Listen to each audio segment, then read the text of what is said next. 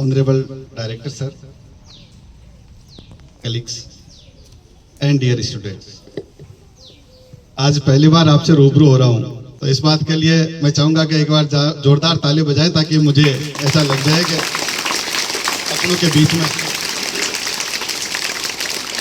के बीच में बोलने का मौका मिल रहा है। एक बार फिर से मैं चाहूँगा कि देखो, बोलने वाला जो होता है, अपन सुनते आए हैं, एक स्पीकर होता है और दूसरा लिसनर होता है। ये जब टू वे होता है ना, तभी जाकर बोलने वाले का मन बढ़ता है। और बोलने वाला अच्छा तब बोलता है जब सुनने वाले सीना तान करके और अटेंशन पोजीशन में बैठे होते हैं, तब जाके बोलने वाले को ऐसा लगता है कि अपन कुछ न कुछ अच्छा बोले, क्योंकि ये वास्तव में इंटरेक्शन होगा ना, तभी जाकर अच्छा बोल पाएगा। अभी मैं दो बच्चों को देख पा रहा था कि नवजीवन स्कूल में वास्तव में बहुत टैलेंटेड बच्चे हैं, और टैलेंटेड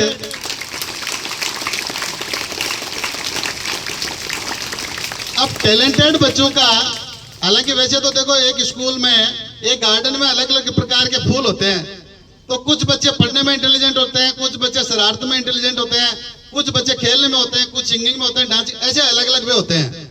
तो मैंने उनसे पूछा कि 8th में कौन सी ग्रेड आई, तो ज्यादातर बच्चों ने कहा सर हमारे A ग्रेड है। अब मुझे नहीं पता वो झूठ बोल रहे थे कि सही बोल रहे थे, लेकिन फिर मैंने देखा रहे तो Everest example of the institute है। अच्छे इनके पेरेंट्स है। अभी मैं दो बच्चियों को देख रहा था, एक बच्ची जो बोल रही थी, स्पीच दे रही थी, पोएट्री अबाउट गोल। लक्ष्य अगर पाना है तो आगे बढ़ता चल, कि लक्ष्य अगर पाना है तो आगे बढ़ता चल, मंजिल तुझे अवश्य मिलेगी, आज नहीं तो कल। कल का दिन किसने देखा है, आज का दिन खोए क्यों, जिन घड़ियों में हंस सकते थे उन घड़ियों में रोए क्यों। कि कल का दिन किसने देखा है, आज का दिन खोए क्यों, जिन घड़ियों में हंस सकते थे उन घड़ियों में रोए क्यों। परिंदों को नहीं दी जाती तालीम उड़ने की, कि परिंदों को नहीं दी जाती तालीम उड़ने की, वह खुद ही नापते हैं ऊंचाइयां खुले आसमान की, वह खुद ही नापते हैं ऊंचाइयां खुले आसमान की। लोग कहते हैं कि सफल वो होते हैं जिनके सपनों में दम है, वो लोग कहते हैं कि सफल वो होते हैं जिनके सपनों में दम है, यह तो सिर्फ बहाना है, सफल तो वो होते हैं जिनके हौसले बुलंद है। Thank you. Thank you, Rishu. Now I would like to call Jivika for introduction.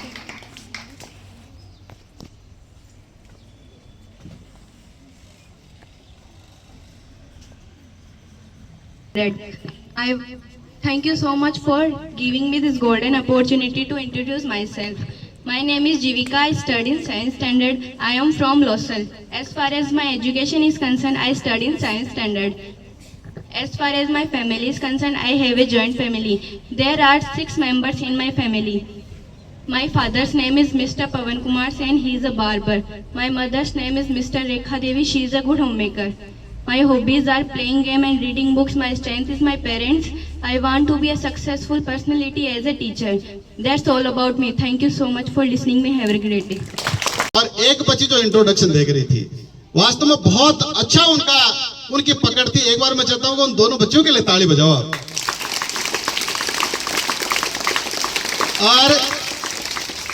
और मैं तो चाहता हूँ कि ये जो मैंने जो आते ही जो डेफिनेशन देखी है ना बच्चों की, मां सरस्वती से प्रार्थना करना चाहूंगा कि ये डेफिनेशन सत्र पर्यंत ऐसे ही बनी रहे और इससे और अच्छी डेफिनेशन अपन बनाने की कोशिश करें।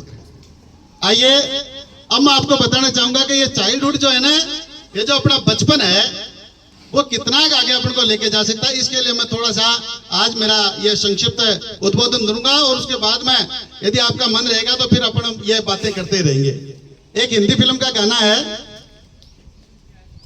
कि पापा कहते हैं बेटा नाम करेगा, बेटा हमारा ऐसा काम करेगा। तो पापा ये चाहते हैं, पापा नहीं चाहते, अपने जितने भी वेल विशर्स है जो अपने को एक बहुत संभावना की तरफ से देख रहे हैं, वो चाहते हैं कि ये जो हमारे नौनियाल है वो बहुत कुछ करे, और बहुत कुछ किया भी जा सकता है। इसके लिए मैं 2-3 आपको एग्जाम्पल दूंगा छोटे छोटे, और उसके बाद में मैं मेरी बात को पूरी कर लूंगा। अच्छा, ये बताओ, स्वामी विवेकानंद का नाम किस किसने सुना है?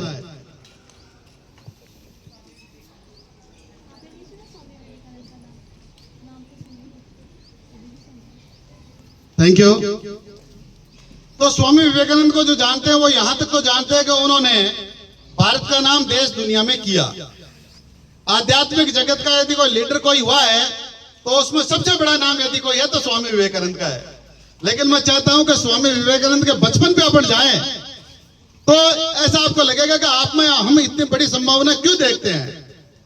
कहते हैं जब वो 6वीं क्लास में थे ना, जब वो 6वीं क्लास में थे तो उनका पहला स्थान आया था। इसका अर्थ यह है कि जब वो लौकिक, जब वो आध्यात्मिक जगत में नहीं थे, भौतिक जगत में थे, तब भी वो फर्स्ट थे। और जब आध्यात्मिक जगत से निकल करके, लौकिक जगत से निकल करके जब वो आध्यात्मिक जगत में आए तब भी वो फर्स्ट थे। इसका अर्थ यह है कि small touches the larger things. छोटी छोटी चीजें जो हमने 6वीं 7वीं में की ना, वो हमारा फाउंडेशन स्टोन है और वो आने वाले दिनों की बड़ी बिल्डिंग का एक शुरुआत है। इसके अलावा मैं एक दूसरा क्वेश्चन और पूछना चाहूंगा। अमेरिका का नाम किस किसने सुना है? सहज सी बात है, थैंक यू। जिसने अमेरिका का नाम सुना उसने दो बातें निश्चित रूप से जानी है कि दुनिया का सबसे पावरफुल जो पर्सन है वो अमेरिका का प्रेसिडेंट होता है। मैं गलत तो नहीं बोल रहा? और दूसरी बात यह कि दुनिया का सबसे पावरफुल यदि कोई कंट्री है तो वो भी कौन सा है? अब मैं एक बात आपसे पूछना चाहूंगा, आपको आता है बता देना, नहीं आता है कोई बात नहीं। अमेरिका के फर्स्ट प्रेसिडेंट का नाम क्या था? कौन कौन बता सकते हैं? उपरात करना। अमेरिका के पहले राष्ट्रपति का नाम क्या है? खैर हम अभी छोटे हैं, लोसल, शिखर, राजस्थान, भारत यहां तक तो जानते हैं, लेकिन दुनिया का सफर अभी हमने किया नहीं। तो ऐसी स्थिति में थोड़ा सा बताना चाहूंगा कि अमेरिका के फर्स्ट प्रेसिडेंट का नाम जॉर्ज वाशिंगटन था। और मैं क्यों बताना चाहता हूं? ये इसलिए बताना चाहता हूं कि आप हमारी सबसे बड़ी निधियों में से और सबसे बड़ी विरासत में से आप हो। यदि स्कूल की कोई पहचान है ना, तो वो सबसे बड़ी पहचान आप ही हो। वो जब 11 साल के थे ना, तो एक नदी के पास में थे और एक बच्चा मां की गोद से फिसल करके नदी में गिर गया और सब देख रहे थे, बचाओ रे बचाओ रे बचाओ रे।